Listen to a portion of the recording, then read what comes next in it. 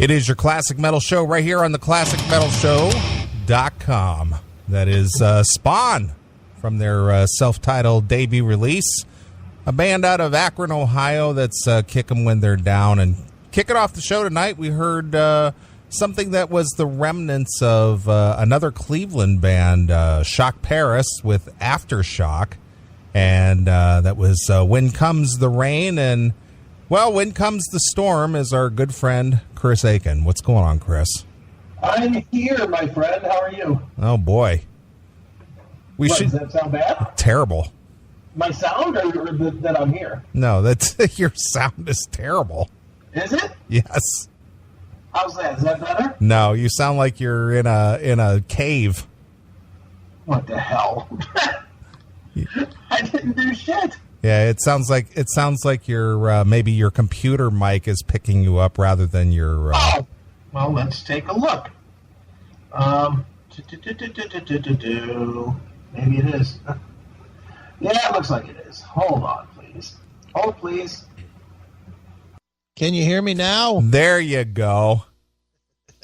Hi, friends. I'm here. We should have done a little sound check since you're doing your mobile studio tonight. I know. I didn't even think about this internal that I've had disabled for months somehow getting turned on. Yeah. So there you go. You're back now. You're sounding fine. All right, good. Am I loud enough? You're plenty loud. All right, good. All right. You're over in Pittsburgh tonight. I most certainly am. With your mobile setup, which is why the little testicle difficulty right there at the beginning. Well, at least you knew what it was right away. We could have spent 2 hours fucking with it. Yeah, after all this time, I think I can recognize a problem like immediately. Yeah, no kidding. All right. So you've been very busy in the Pittsburgh area attending what is it, a convention of some kind? I have been at a convention these last 2 days and will be tomorrow called GaspCon. Gasp? GASP Con. Like you're gasping for air? Yes. It is the Gaming Association of Southern Pennsylvania convention. Wow, who knew that they had their own convention? Dude, a lot of fucking people. I mean, they rented the convention center in Monroeville, which is like big. You've been there, haven't you? Or you've driven by? I know where it is. It's out there where Reb Beach lives. Right. Yeah, it's in the town of Brown, as they say. Right. But yeah, it's dude, there were several hundred people at this thing today. Just a lot of people. A lot of them out there playing my video games and pinball machines and whatnot. We brought a few machines, and I was out there, directing traffic and admiring the geekdom that is Game GaspCon. All right. Dude, let me just tell you, all the geeks are at this convention. Every single one of them in Pennsylvania, I think, comes. This convention, it's like it's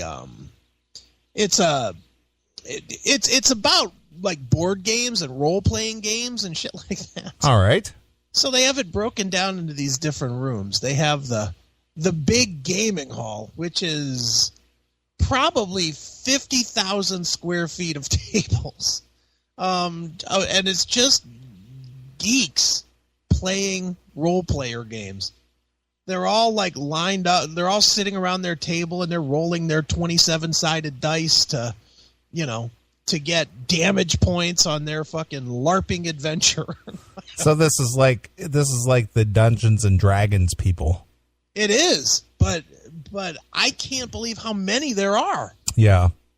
It's scary, and they're our age.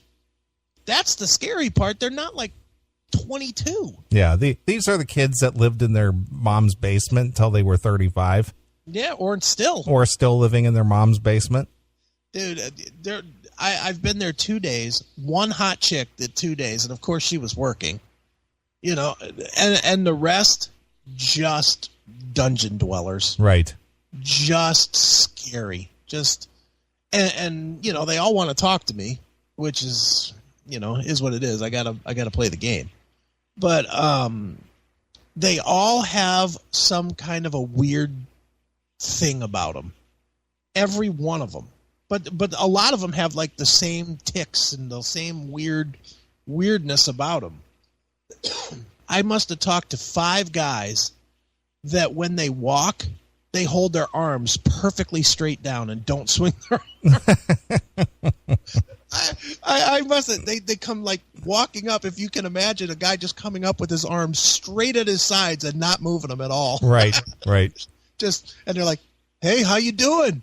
What do you got here?" And I'm just like staring at their fucking arms like they're like broken or something. Right. Do you think it's from years and years of gaming that they're affected that way? I don't know, man. Or they got caught beating their dick once by their mom like last month and they're afraid to move their arms again or something. Right. I don't know what it is, but but multiple guys came up with this. Weird.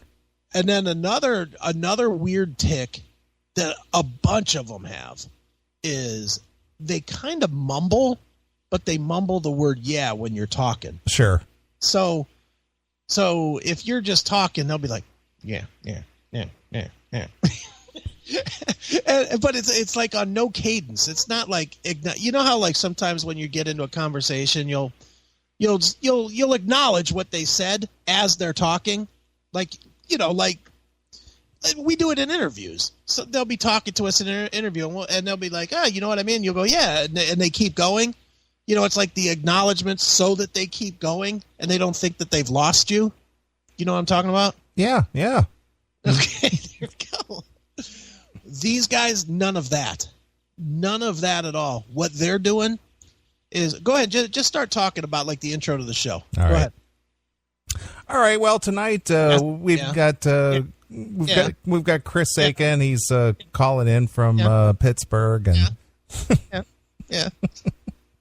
that's how it was. So do you think that the fact that they spend too much time alone and they're just gamers, that they lack social ability? Oh, I completely think they lack social ability. I think they've never had it. I can't imagine too many of them have good jobs or anything like that. I had a guy come up to me today, and he came up and he's wearing a bow tie, which was weird. Jeans and a vest and a bow tie. And he's talking to me for a minute, and he's like, "Oh, when I was a kid, I used to play these games and this and that, and I'm going to get me one of these games one of these days, this and that." And I told him, I said, "Well, you can call this phone number. We actually have some that are for sale if you're really looking for a pinball machine, right?" And this guy goes, "Oh, well, I haven't had a job in years, but if I get one." And how old of a guy is this? Had to be in his 40s. Had to be our age. My age, is he on, do you think he's on some kind of disability? Didn't look disabled to me. Well, I know, but for some reason, certain people somehow qualify for some kind of disability. Yeah, maybe. I could very well. I don't know how he could go years without having a job unless he lives with his mom. He's a Moogle. Yeah, Moogle would fit into this convention perfectly. I'm sure he would. Perfect.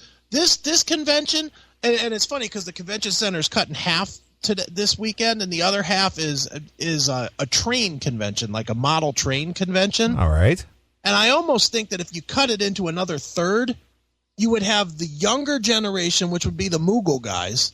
The furries and whatnot would be the younger guys. Right. Then as they got older, they graduate into this GaspCon gaming guys.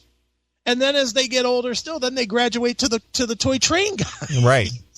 It's such a weird thing, dude, because I walked over the concession stand is over where in the train area, where they have a big setup. Right. And there's not a guy in there under 60. Sure.